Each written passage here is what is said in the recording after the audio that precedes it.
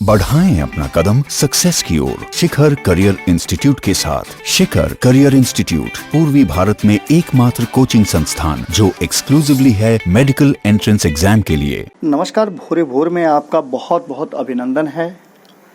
जैसा कि आप सभी जानते हैं कि बिहार आने का सिलसिला शुरू हो चुका है और पहली ट्रेन बिहार आ चुकी है। जब जयपुर से ये ट्रेन चली तो बहुत तरह की बातें और बहुत तरह के तरीके बताने जाने लगे, लेकिन स्पष्ट नहीं हो पा रहा था कि बिहार के लोग कैसे वापस आएंगे, इन ट्रेनों में कैसे लोगों को लाया जाएगा और इन सब के लिए रजिस्ट्रेशन कैसे होगा। इन सब बातों को लेकर के नोडल अधिकारी की नियुक्ति की गई, जैसा कि केंद्र सरकार ने निर्देश दिया था। नोडल अधिकारियों की नियुक्ति के बाद लोगों के दिमाग में, लोगों के मन में और मीडिया में ये चर्चाएं जमकर होने लगी कि नोडल अधिकारी के पास आप फ़ोन करेंगे और वो आपको लाने की व्यवस्था बताएंगे। पर इन सब बातों पर अचानक से विराम लग गया है। लोग पहली ट्रेन आने के बाद जो उम्मीद जगी थी, उस उम्मीद में अब कई तरह की बातें हो गई हैं और लोग असमंजस की स्थिति में आ गए हैं। आपको बता दें कि देशव्यापी लॉकडाउन के कारण देश भर में जहां जहां फंसे प्रवासी मजदूरों और कामगारों को ट्रेन से उन्हें उनके गृह जिला राज्यों तक पहुंचाने की बात की गई थी, उसके लिए किराया रेलवे को राज्य सरकार देगी। ये बातें तय हो गई थी। रेलवे की ओर से शुक्रवार को जारी किए गए जो आदेश थे, उस आदेश में यह जिक्र किया गया था कि जिस ट्रेन से प्रवासी मजदूरों को भेजा जाएगा उसे श्रमिक स्पेशल ट्रेन का नाम दिया जाएगा। इसमें सफ़र करने के किराए के रूप में स्लीपर क्लास के लिए टिकट का मूल्य 30 रुपये और सुपरफास्ट शुल्क 20 रुपये भोजन पानी के लिए लिया जाएगा। इन सब के बीच रेलवे की पहली ट्रेन बिहार पहुंची, झारखंड भी पहुंची और अब ट्रेनों का परिचालन धीरे धीरे श्रमिक ट्रेन के रूप में लोगों को लाने ले जाने के लिए हो रहा है। आज भी ट्रेन खुलने की बात चल रही है, लेकिन इस बीच में जो सूचनाएं आ रही हैं वो सूचनाएं काफ़ी चिंताजनक हैं।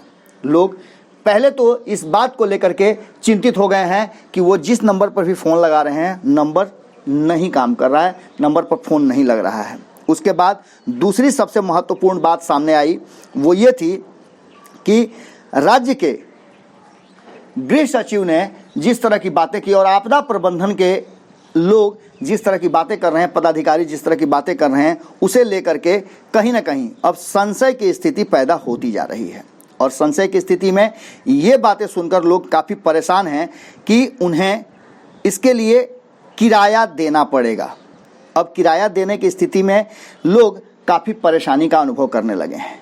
ये बातें पहले नहीं थी और अब इन बातों को लेकर के जिस तरह की बातें सामने आ रही हैं और कहा यह जा रहा है कि किराया वसूला जाएगा, अब ये बातें भी लगभग स्पष्ट हो चुकी हैं कि सरकार किसी को भी मुफ्त में, फ्री में लाने के लिए तैयार नहीं है। लोगों को किराया चुकाना पड़ेगा। इस बीच में एक खबर और आई। ये खबर थी कि ये नोडल अधिकारी जो हैं वो इसलिए नियुक्त नहीं किए गए हैं कि लोग उनसे बात करें। इन नोडल अधिकारियों को नियुक्त इसलिए किया गया था कि वो राज्य सरकारों से कोऑर्डिनेट करें।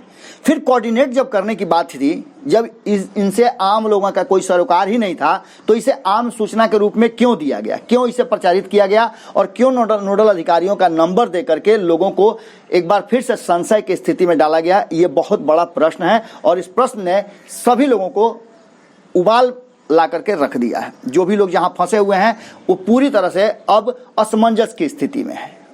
जहाँ वो फंसे हुए हैं वहाँ की सरकारों ने हाथ खड़े कर दिए हैं कि मैं कुछ भी नहीं जानता, आप अपने सरकार से बात करें। और सरकार की तरफ से ये घोषणा कर दी गई है, इसकी बजाते एक सूचना निकाल दी गई है प्रत्यय अमृत के द्वारा कि लोगों को किराया देना पड़ेगा। इसके साथ ही खबरें आ रही हैं कि ये नोडल अधिकारी सिर्फ राज्य सरकारों से कोऑर्डिनेशन स्थापित करने के लिए बनाए गए हैं। अब इन सब के बीच जो लोग फंसे हुए हैं उनका रजिस्ट्रेशन कैसे होगा, वो लोग कैसे आएंगे, इसके लिए क्या नियमावली है, इसको कौन स्पष्ट करेगा। विपक्ष पूरी तरह से अब अपने काम में नहीं दिखाई दे रहा है। लगातार भारत लाइव इस बात को बता रहा है कि विपक्ष अपनी भूमिका से कहीं अलग दूसरे काम कर रहा है।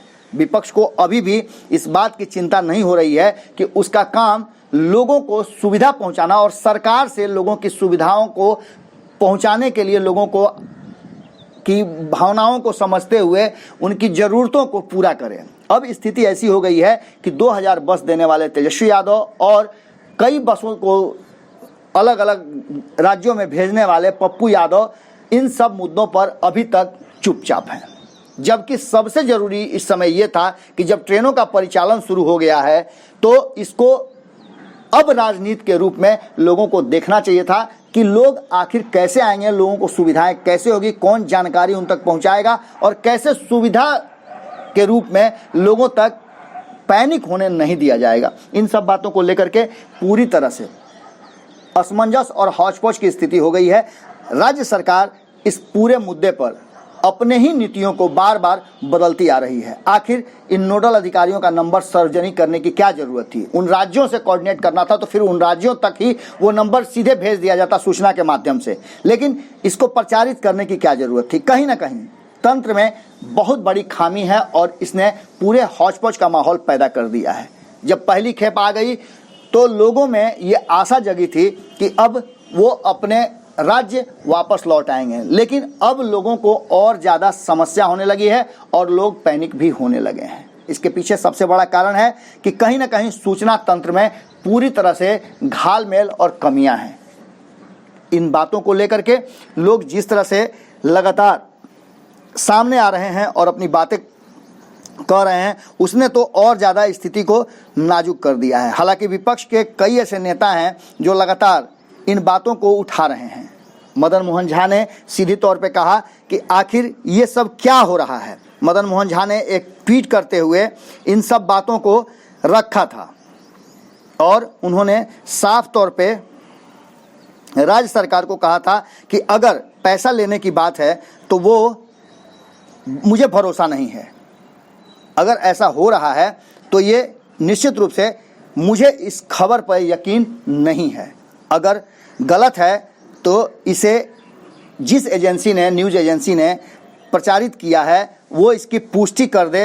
अगर सही है तो बिहार सरकार ने एक बार फिर से सभी को निराश किया है। इसके साथ ही आपको बता दें कि लगातार अलग अलग माध्यम से इन बातों को कहा जा रहा है। पप्पू यादव ने भी अपनी बातें रखी थी और पप्पू यादव सीधे तौर पे दिल्ली में भी दिल्ली सरकार से बातें कर रहे हैं। इसके साथ वो कोटा से बच्चों को लाने और मजदूरों को लाने की भी बात कर रहे थे। इन सब के बीच उन्होंने कहा है कि सुशील मोदी जी का कहना था कि संसाधन नहीं है, सेंस चाहिए।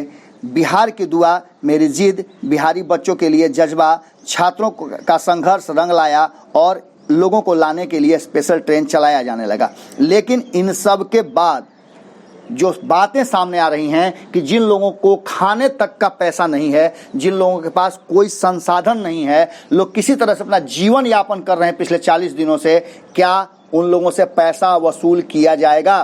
क्या राज्य सरकार के पास भी इतने संसाधन भी नहीं है, इतना भी पैसा नहीं है कि वो अपने लोगों को वापस ला सके? इन सब बातों को लेकर के अब स्थिति पूरी हौच-पौच हो गई है। विपक्ष क्या कर रहा है और विपक्ष इन सवालों का जवाब सरकार से क्यों नहीं ले रहा है, ये भी एक बड़ा असमंजस वाली स्थिति है। जहां एक तरफ विपक्ष के लोग बसें देने की बात कर रहे थे, पूरी तरह से फुल राजनीति में उतर गए थे, लोगों का हेल्प करने लगे थे, अपनी भूमिका छोड़कर वो सरकार की भूमिका में आ गए थे। आज एक बार फिर से विपक्ष को जागने और अपनी भूमिका निभाने की ज़रूरत महसूस हो गई है, क्योंकि बिहार के वो 30 लाख हों या 50 लाख हों या 1 करोड़ हों, जो भी लोग बिहार से बाहर फंसे हुए हैं, उनका पूरा ध्यान सरकार से ज़्यादा विपक्ष पर है, क्योंकि विपक्ष के प्रति उनको भरोसा है कि विपक्ष उनकी बातों को सरकार को बताएगा और मानने के लिए भी बाध्य करेगा। अब ऐसी स्थिति में सबको इंतजार है कि विपक्ष क्या करता है और सरकार इस फैसले को कैसे सुगम और सरल बनाती है, जिससे कि बिहार वापस आने वाले लोगों को राहत मिल सके।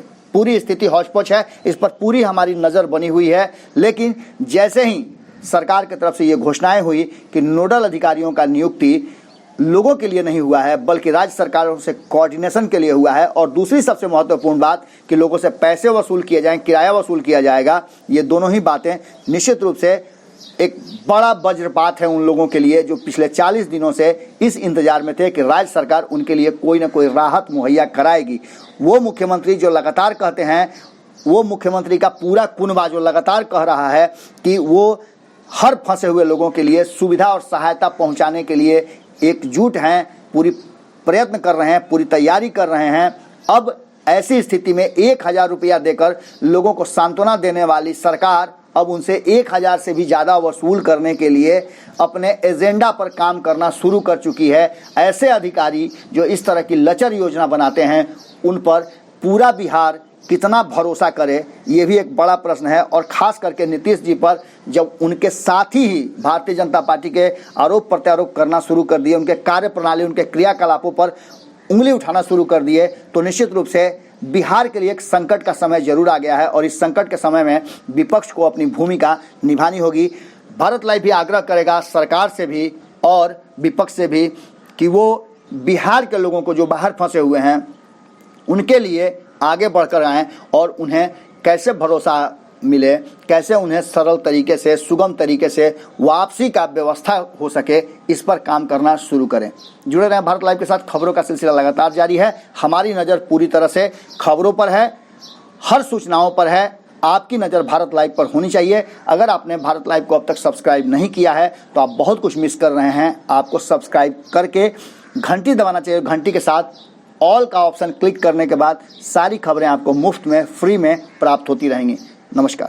अगर ये वीडियो पसंद आई और वह बिहार के राजनीति और बिहारियत से सरोकार रखेनी तो सब्सक्राइब बटन दबा के चैनल के सब्सक्राइब कर ली। ओजे एगो घंटी बा, ओकरा बटन दबा देला से कुल सटीक और मारक खबर रुआ मुफ्त में मिल जाई। अगर रुआ पत्रकारिता के हमनी के नया प्रयोग में सहयोग कर चाहतानी तो ज्वाइन बटन दबा दी। पेटीएम नंबर नोट कर ली 9386816700। धन्यवाद।